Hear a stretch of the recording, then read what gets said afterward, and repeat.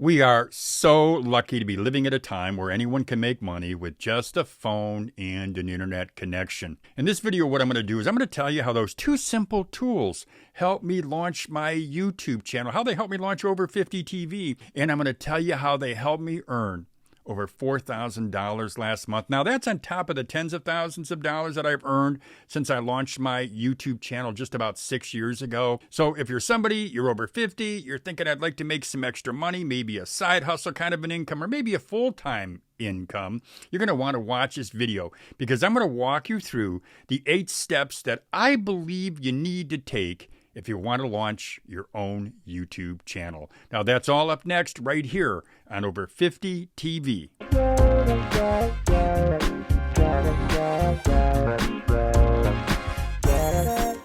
Welcome back to Over 50 TV. My name is Lou Reyes. Well, today I'm going to be sharing with you why, if you're over 50 years old and if you are someone who says, I need to make some extra income, or maybe you're telling yourself you want a new job, you want a new full-time gig because that old gig isn't working out for you. If that sounds like you, then you should seriously consider starting a YouTube channel. I'm going to tell you some of the great reasons why I think it makes sense, particularly for somebody who's over 50 years old.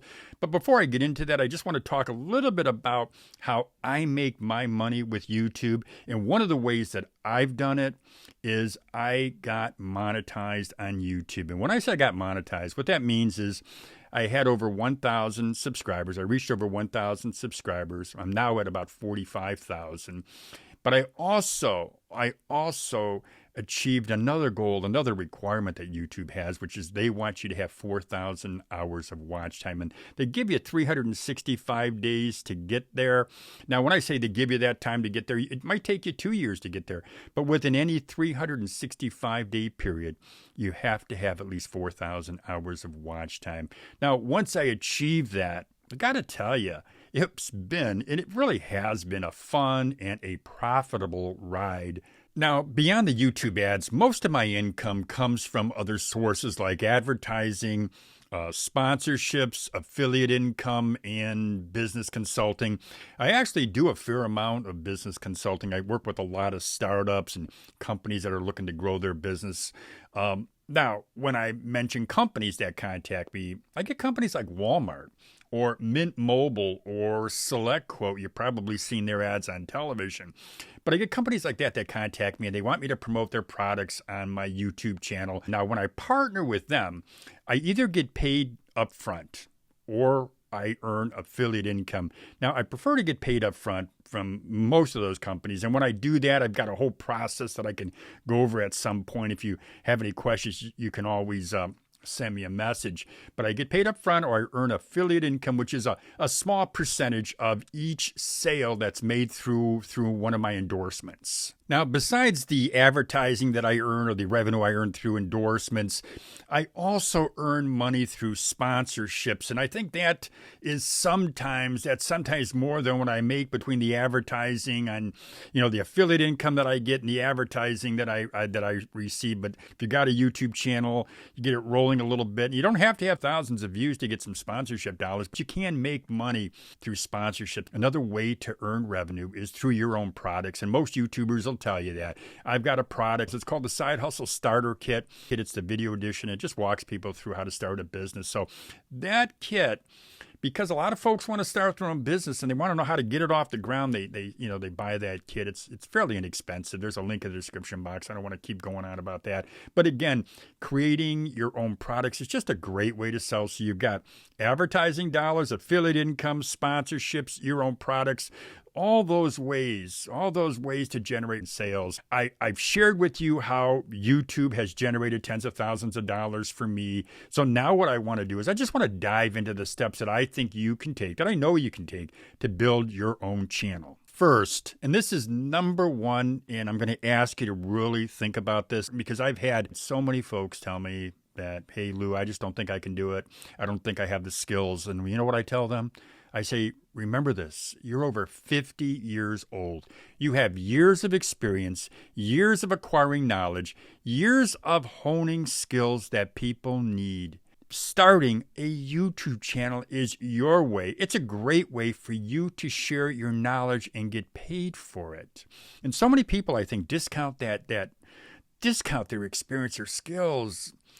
They discount it. And they don't understand, or they don't value it. But I'm telling you this, there are folks out there that will pay you for your knowledge. Second, number 2, starting a YouTube channel does not require a lot of upfront investment.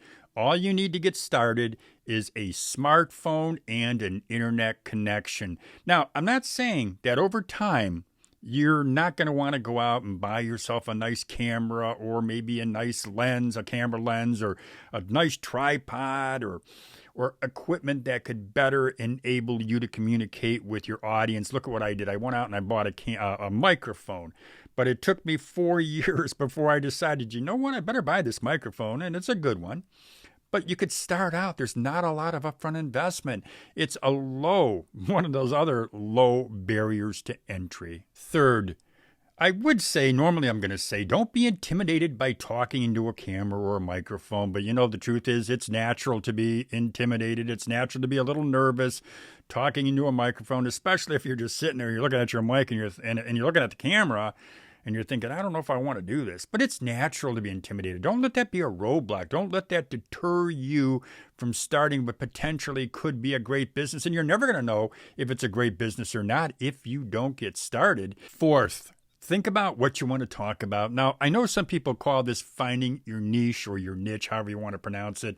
And that niche could be that you're going to be talking about a hobby that you have, or maybe you're somebody who's got some professional expertise and you're going to be offering that expertise on your YouTube channel. The key that I find is that you are either solving a problem or you're entertaining your audience. And you're doing one of those two usually, but always remember, things change over time. We make adjustments, things evolve. So please keep that in mind when you're looking at, hey, I've got to find a niche. Now, this is number 5, and I actually touched on this a little earlier, but I thought what I would do is maybe just dive into it a little bit more. And what I'm talking about is gear. You don't need fancy equipment to get started. I mentioned it. I talked about my microphone and, using a camera. But yeah, you could use I use my iPhone. Some of you might have a Samsung or whatever, but I use my iPhone to shoot most of my videos, especially in the beginning. I either sat on my couch, put it on a book and had it sitting on a book and resting on a book, or I sat in the car. In my car, and I, looked into the camera and I'm taking a picture. It was a natural light. It looked pretty good to me, and the sound was pretty good. So I used a car. But that's what I think a lot of folks do. They also, maybe you're like me, you can just use a table lamp. I put a table lamp next to me, so I had that light coming in. I also sat in front of my patio doors, and I just had that natural light there, so that worked as well. Now, over time, what I did do is I did invest in what's called a Studio Pro light. It's just a brand name. You can go on Amazon and find that. I bought myself a camera, a Sony camera, a ZV-E10, which was about $750, but I didn't buy that till I was about 5 years into it because I didn't need it. I didn't think it was really something that was really necessary. And the only reason I bought the camera was because I wanted to go out and have just a different kind of, maybe upgraded my equipment a little bit. But yeah, you can do that. Now, I record most of my videos using that camera now, or I use my MacBook Pro to record videos. So those both work real well. You don't have to buy expensive gear to get started. As a matter of fact, I would highly recommend that you don't. Number 6 is editing. This is 6 out of the steps that I'm talking about. And there's about 8 steps that I'm going to be mentioning here today. But number 6 is editing. Now, editing can be very tedious, and it's not one of my favorite things to do. I know folks who don't do any editing, and what they do is they do live streams. When you're doing a live stream, there's really not a reason usually to edit. I'm not going to say it never happens, but they don't like to edit, so they do a live stream. I personally do recording. I record videos and I live stream, so I do a combination of both. Now, the editing software that I use is called LumaFusion, and it's a software that I use because I edit all of my videos, at least up to this point anyway. I've edited all my videos on my iPad, and LumaFusion is a great software, great piece of software. It's very inexpensive. I think I might spend $9 a month on just on what's called story blocks. So I got the LumaFusion. I think it was for free, or maybe I spent $20 when I first bought it. But every month there's a subscription for story blocks, which is my B-roll that I use a lot of. So other than that, it's not expensive at all. Now, some folks, one of my good friends, Kisha, she uses CapCut. It's a very popular software. She uses it for her videos. There's other software out there, but I'm just giving you the software that you could get started with. How often should you post? This is number 7 on my list here today. And my answer is always going to be, it depends on how quickly you want to grow your audience. And actually, it's going to depend on how much time you have, because some of you out there may just want this to be a part-time, gig, a side hustle. Others may want to make it a full-time business. It's really just going to depend what your goals are. But I do recommend, if you're going to start out, I'm going to recommend that you do 1 video a week to start, get your feet wet, understand your process, build that, what I always call is that production line, at least in your mind. You're deciding the steps you're going to take and when you're going to take them. But most importantly, just take your time and have fun with it. And once you feel comfortable posting, producing videos and posting, I'd say maybe you go to 2 or 3 times a week. I'm right in that range. Sometimes I'll do more, sometimes I'll do less. If you're approaching retirement, consider a YouTube channel as part of your retirement plan. This is number 8. I say these are steps, but this is actually a reason to start a YouTube channel, because it could be a retirement plan for you, or part of one anyway.